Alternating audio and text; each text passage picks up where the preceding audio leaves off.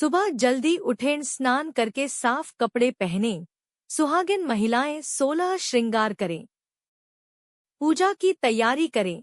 What, बरगद के पेड़ के नीचे पूजा करें। साथ में रखें फल, फूल, मिठाई, कच्चा सूत, धागा, दीपक, अगरबत्ती, जल से भरा लोटा। वट वृक्ष की पूजा करें। पेड़ को जल चढ़ाएं। रोली चावल अर्पित करें।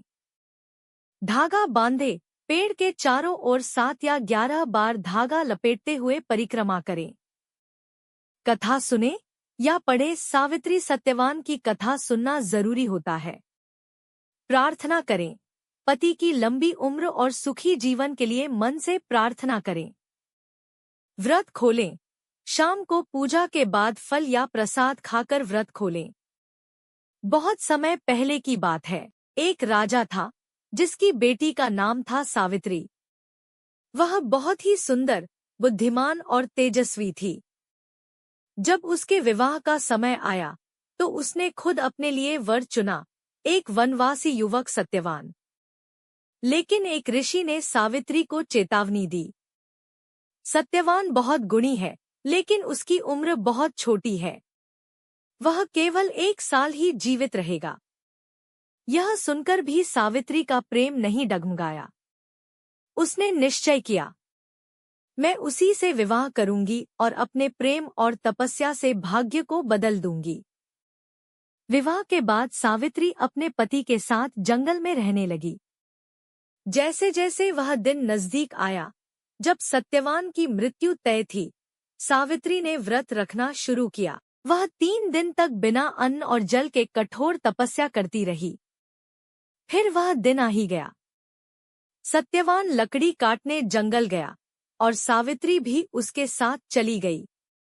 अचानक सत्यवान के सिर में तेज दर्द हुआ और वह सावित्री की गोद में ही बेहोश हो गया।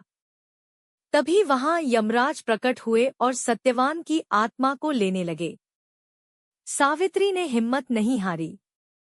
वह यमराज के पीछे पीछे चलने लगी।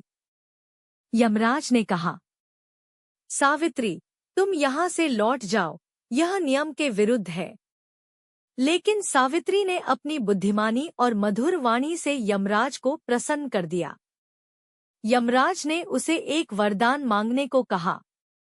पहले सावित्री ने अपने ससुर की आंखों की रोशनी और राज्य मांगा। यमराज ने तथास्तु कहा।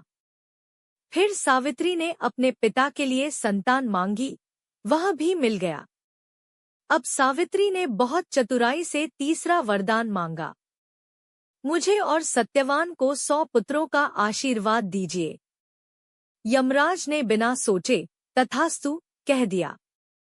फिर अचानक उन्हें एहसास हुआ, अगर सावित्री को 100 पुत्र होंगे तो सत्यवान को जीवित होना ही पड़ेगा। सावित्री की भक्ति, बुद्धिमत्ता और अटल प्रेम के आगे यमराज भी हार गए। उन्होंने सत्यवान को जीवन दान दे दिया। सावित्री अपने पति को लेकर वापस आई और उनका जीवन फिर से खुशियों से भर गया।